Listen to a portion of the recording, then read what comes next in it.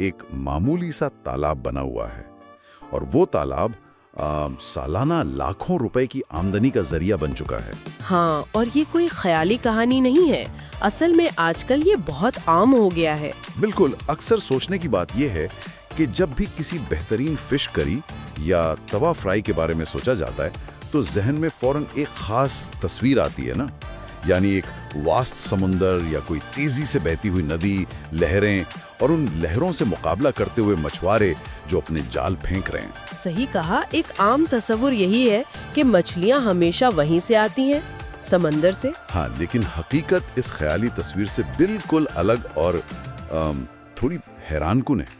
आजकल जो मछली खाने की थाली तक पहुंचती है उसमें से एक बहुत बड़ा हिस्सा किसी खुले समंदर या वाइल्ड नदी के बजाय बिल्कुल कंट्रोल तरीके से चलाए जा रहे फार्म से आता है। बिल्कुल, और हमारा आज का ये गहरा तज्जिया इसी खामोश इनकलाब पर मबनी है। आज हम fishfarming.pdf नामक दस्तावेज पर तहकीक कर रहे हैं। मकसद ये समझना है कि कैसे एक आम सी मछली दरअसल एक मल्टी बिलियन डॉलर इंडस्ट्री का मरकजी हिस्सा बन चुकी है। ठीक है, आइए इसको थोड़ा खोलते हैं। पहली बात तो ये कि भारत इस वक्त दुनिया का दूसरा सबसे बड़ा फिश प्रोड्यूसर बन चुका है, यानी चीन के बिल्कुल बाद। अरे वाह, दूसरा सबसे बड़ा! ये मकाम हासिल करना तो इस आम ख्याल को बिल्कुल बदल कर रख देता है कि मछलियाँ सिर्फ समंदर का ही तोहफा है। सही बात है। ये समुद्र वाली तस्वीर हमारे दिमाग में इसलिए बसी है क्योंकि सदियों से इंसान का खुराक के लिए समुद्र पर ही इन्हिसार रहा है। हाँ, लेकिन इस पैमाने और अहमियत को समझने से पहले ये जानना निहायत जरूरी है कि आखिर ये नया अमल काम कैसे करता है। जब हम फिश फार्मिंग या एक्वाकल्चर की बात करते हैं तो इसका सीधा सा मतलब ये है कि मछलियों को उनके कुदरती बेकाबू माहौल में छोड़ने के बजाय एक मुकम्मल कंट्रोल्ड एनवायरनमेंट में पालना।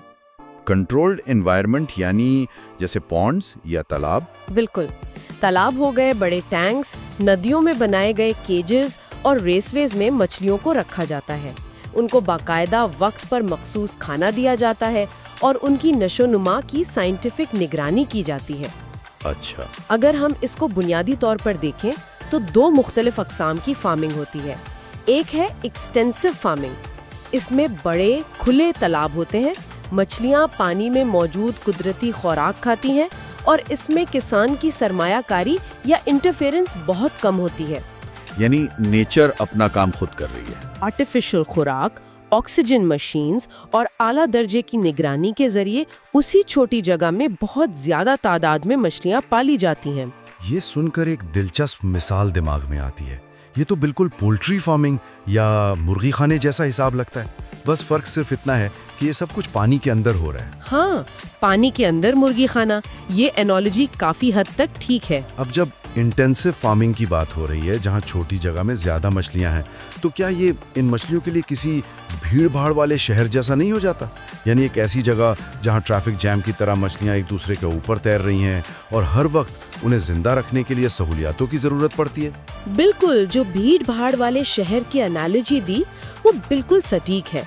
इंटेंसिव फार्मिंग में वाकई भीड़ भाड़ होती है और जैसे एक शहर में साफ हवा और कचरा निकालने का निजाम जरूरी है, वैसे ही इन तालाबों में ऑक्सीजन लेवल्स और पानी की क्वालिटी को मेंटेन रखना सबसे अहम होता है।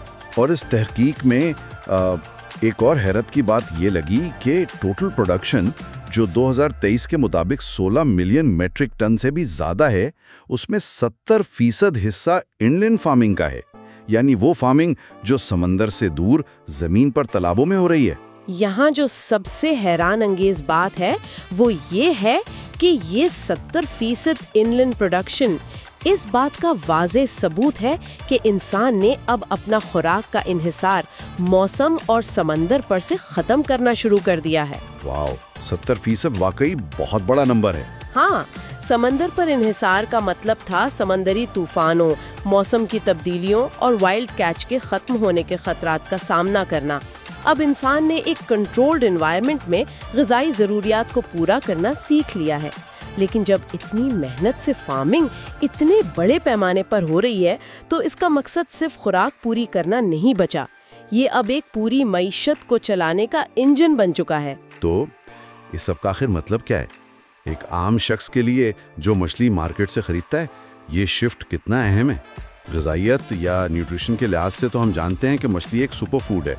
प्रोटीन की कमी दूर करना हो या ओमेगा 3, विटामिन डी और कैल्शियम की बात हो, ये बेहतरीन जरिया है। सही बात है।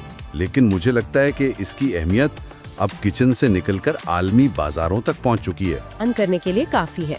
हमारी तहकीक बताती है कि इस वक्त लगभग 1.6 करोड़ लोगों का जरिया माश इस फिश फार्मिंग इंडस्ट्री से जुड़ा हुआ है। 1.6 करोड़, ये तो किसी छोटे मुल्क की आबादी से भी ज्यादा है। हाँ, केरला, वेस्ट बंगाल, आंध्र प्रदेश, बिहार और ओडिशा में ये महज एक काम नहीं रहा, बल्कि पूरे गांव की जिंदगी इस पर मबनी है। और जहां तक आलमी बाजार की बात है, जरा बरामदात यानी एक्सपोर्ट्स पर गौर करें। 2023 के डेटा के मुताबिक लगभग $8 बिलियन की बरामदात हुई है। $8 बिलियन, वो भी एक साल में? जी हाँ, यूएसए, यूरोप, जापान और मिडिल ईस्ट जैसे बड़े और सख्त क्वालिटी कंट्रोल वाले बाजारों में यहाँ की फ्रोजन फिश और श्रिम्प की भारी मांग है।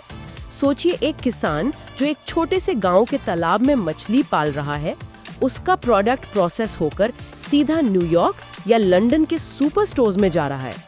ये तो सच में ग्लोबलाइजेशन की एक बेहतरीन मिसाल है। यही वजह है कि इसे ब्लू इकोनॉमी या नीली मईशत कहा जाता है। सरकार इसे मुल्क के मुस्तकबिल की मईशत का एक मजबूत सतून मानती है। इसके पीछे एक लंबी सप्लाई चेन काम करती है। हैचरीज जहां बीज मिलता है, वहां से ट्रांसपोर्ट, फिर प्रोसेसिंग प्लांट्स जहां मछली को साफ करके फ्रीज किया जाता है, और आखिर में एक्सपोर्ट करने वाले ताजिर। अच्छा, अगर ये नीली मईशत इतनी बड़ी है और $8 बिलियन का आलमी दबदबा है, तो जाहिर है इस खेल के कुछ बड़े खिलाड़ी होंगे, यानी वो रियासतें जो इन फैक्ट्रियों को चला रही हैं और मछलियों की वो नस्लें जो इस मार्केट के सुपरस्टार्स हैं। बिल्कुल, हर इंडस्ट्री के सुपरस्टार्स तो होते ही हैं।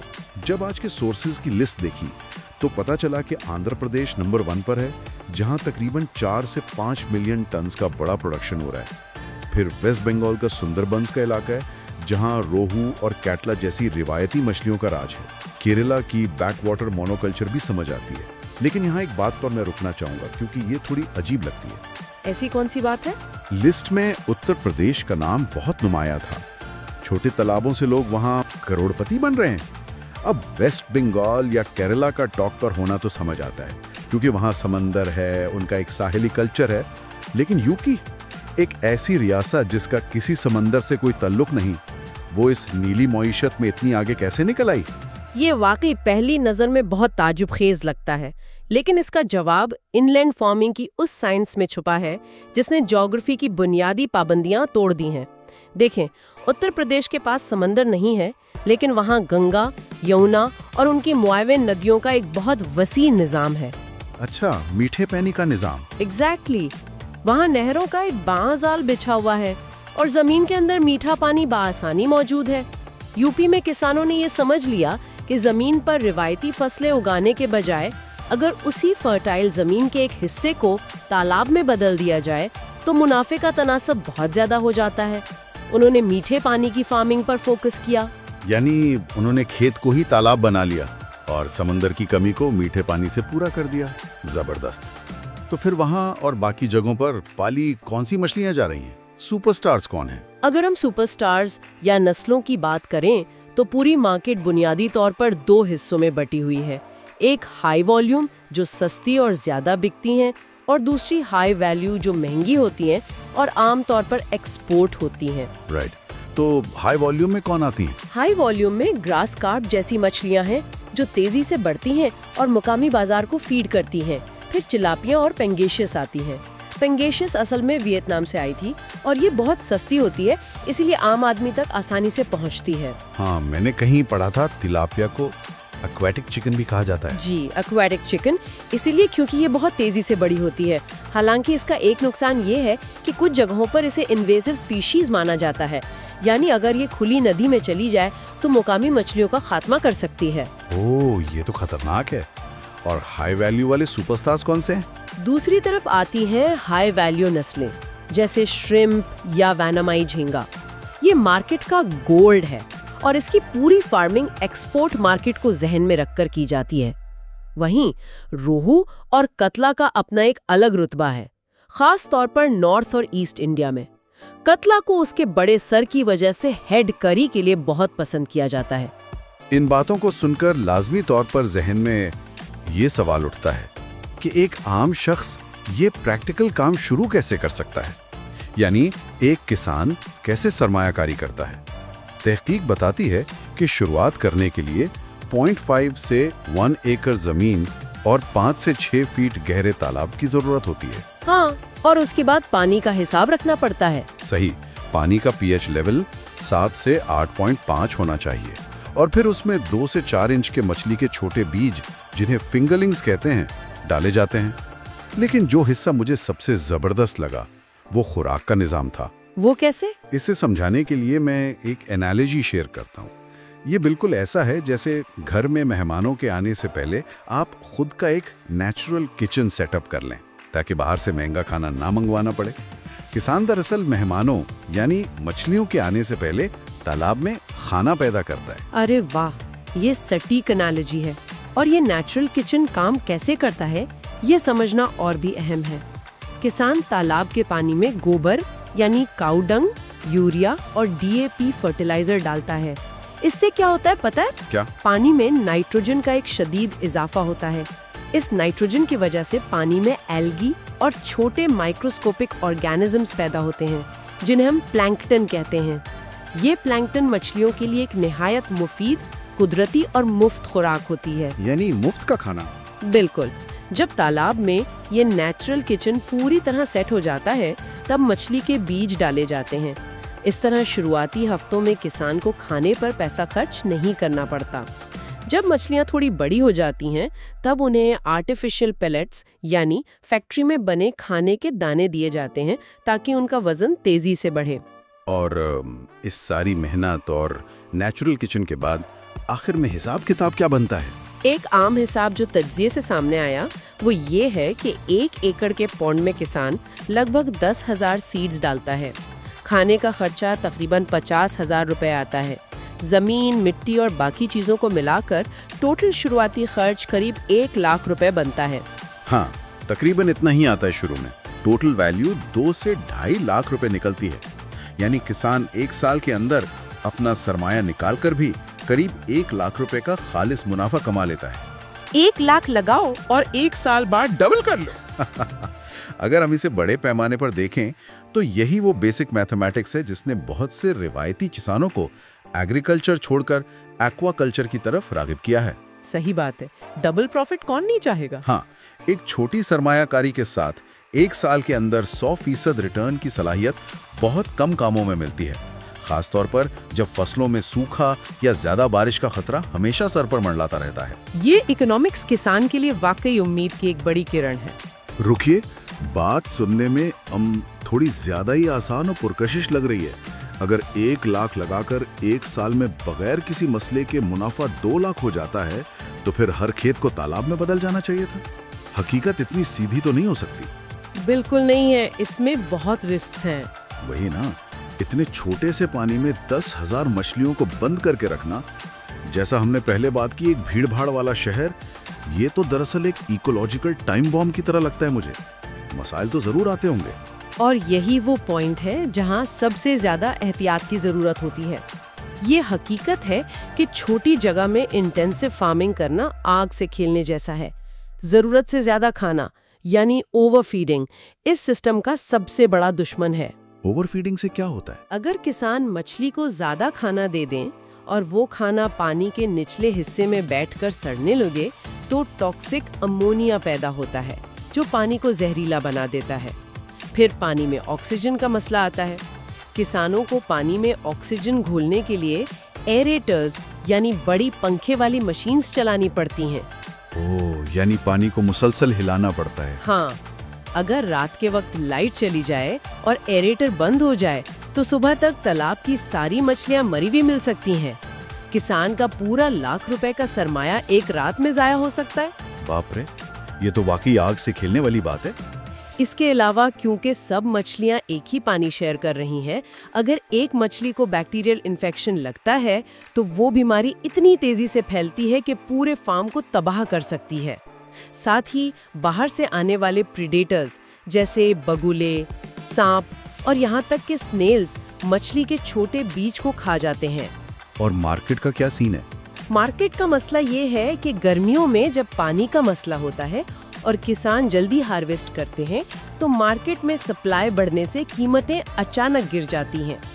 यानी हकीकत का सामना करते ही तस्वीर काफी संजीदा हो जाती है। मुनाफा बड़ा है लेकिन रिस्क उससे भी बड़ा है। अब इन रिस्क से बचने के लिए दस्तावेज में सरकारी सब्सिडीज का जिक्र है। प्रधानमंत्री मत्स्य संपदा योजना नाम का एक 20,000 करोड़ का भारी पैकेज है।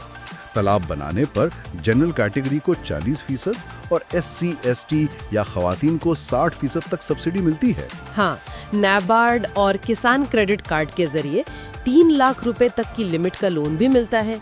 साथ में नीली क्रांति मिशन है जो ट्रेनिंग देता है। लेकिन मेरी समझ में ग्राउंड रियलिटी पर एक बड़ा सवाल उठता है। यहाँ कागज पर तो ये स्कीम्स वाकई खूबसूरत लगती हैं कि 60% पैसा सरकार देगी, लेकिन क्या वाकई बैंक्स एक आम छोटे किसान को इतनी आसानी से लोन दे देते हैं? क्योंकि तज्जिया इस बात का इशारा भी करता है कि कुछ जगहों पर लोन्स मिलना एक बड़ा चैलेंज है। ये बहुत ही वाज़ेह शक है और हकीकत में पॉलिसी और ग्राउंड रियलिटी के दरमियान एक बड़ा फर्क होता है। सरकारी स्कीम्स वाकई मौजूद है और उन्होंने फायदा भी पहुंचाया है, लेकिन ब्यूरोक्रेसी, पेपर वर्क और बैंकों की सख्त शराइत की वजह से बहुत से किसान इन सब्सिडी से महरूम रह जाते हैं। बैंक लोन देने से डरते हैं क्या? बिल्कुल। बैंकों को मालूम है कि एक बीमारी किसान का पूरा प्रॉफिट डुबो सकती है, इसलिए वो लोन देने में हिचकिचाते हैं। यही वजह है कि इन हालात में रिस्क मैनेजमेंट सबसे ज्यादा अहम हो जाता है। किसानों को हमेशा यही मशवरा दिया जाता है कि इंटेंसिव फार्मिंग या महंगी मछलियों की तरफ एकदम से जाने के बजाय वो पहले बहुत छोटे पैमाने पर ट्रायल करें। यानी पहले खुद सीखें। हाँ, पहले सस्ती नस्लों के साथ तजुर्बा हासिल करें। जब पानी के बायोलॉजी और केमिस्ट्री की समझ आ जाए तब जाकर स्केल अप करें। इन तमाम चैलेंजेस, भीड़भाड़ और पानी की कमी जैसे मसाइल को देखते हुए ही इस इंडस्ट्री ने मुस्तकबिल के लिए खुद को टेक्नोलॉजी के हवाले कर दिया है। यहाँ आकर बात वाकई बहुत दिलचस्प हो जाती है। और ये नए तरीके क्या हैं? मुस्तकबिल की तस्वीर में टेक्नोलॉजी किस तरह आगे आ रही है? रिसर्च में बायोफ्लॉक टेक्नोलॉजी और रिसर्कुलेशन एक्वाकल्चर सिस्टम, जिसे RAS कहा जाता है, उसका बहुत जिक्र है। हाँ, ये दोनों बहुत रेवोल्यूशनरी है। जो समझ आया वो ये कि ये टेक्नोलॉजी सिर्फ पानी की बचत नहीं करती, बल्कि जमीन और जगह की जरूरत को ही खत्म कर देती है। सोचिए, अब एक फिश फार्म के लिए किसी दूर दराज गांव जाने या लाखों की जमीन खरीदने की जरूरत नहीं रही। लोग इस टेक्नोलॉजी की मदद से अपने शहर के घर के सहन यानी बैकयार्ड में फिश फार्मिंग कर रहे हैं। लेकिन ये जादू होता कैसे है? ये एक बहुत अहम सवाल पैदा करता है। ये जादू दरअसल बायोलॉजी और इंजीनियरिंग का एक बेहतरीन मिलाप है। चलिए बायोफ्लॉक को समझते हैं। जैसा हमने जिक्र किया कि तालाब में मछलियाँ अमोनिया खारिज करती हैं, जो जहरीला होता है और पानी बदलना पड़ता है। हाँ, हमने बात की थी इसकी। तो बायोफ्लॉक टेक्नोलॉजी में पानी बदलने की जरूरत नहीं होती।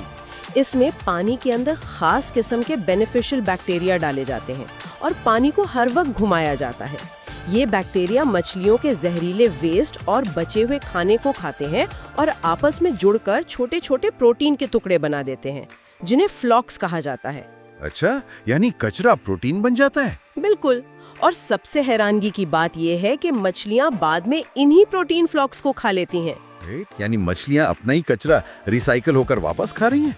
अरे वाह! हाँ, कचरा रिसाइकिल होकर वापस खुराक बन गया। इस निज़ाम में पानी की 90% तक बचत होती है और डिजीज का खतरा कम हो जाता है। और दूसरा है RAS यानी रिसर्कुलेटिंग एक्वाकल्चर सिस्टम, जिसमें पानी को लगातार एक मैकेनिकल और बायोलॉजिकल फिल्टर से गुजारकर साफ किया जाता है। इन टेक्नोलॉजीज ने वाकई फार्मिंग को शहर के बैकयार्ड्स तक पहुंचा दिया है। ये ऐसी टेक्नोलॉजीज हैं जो ना सिर्फ एनवायरनमेंट को बचा रही हैं, बल्कि इकोनॉमिक्स को भी रीशेप कर रही हैं। और अगर मार्केट ट्रेंड्स की तरफ नजर डालें तो ये सब इसीलिए जरूरी लगता है क्योंकि भारत में अभी पर कैपिटा फिश कंजम्पशन यानी एक साल में एक शख्स का मछली खाना सिर्फ 6 से 7 किलो है, जो कि आलमी सतह के मुकाबले में काफी कम है। सही कहा। लेकिन जिस तरह से हेल्थ अवेयरनेस बढ़ रही है, उम्मीद जाहिर की जा रही है कि अगले 5 साल में ये मांग सीधी दोगुनी हो जाएगी। जब मांग दोगुनी होगी तो प्रोडक्शन बढ़ाने के लिए इन्हीं इनकलाबी टेक्नोलॉजीज का सहारा लेना पड़ेगा। देखें, अगर बायोफ्लॉक और RAS जैसी नई टेक्नोलॉजीज को लोग शहरों में अपनाना शुरू कर दें और मांग तेजी से बढ़े, तो इसका उन लोगों पर और पूरी सप्लाई चेन पर क्या असर पड़ेगा जो सदियों से मछलियां पकड़ रहे हैं?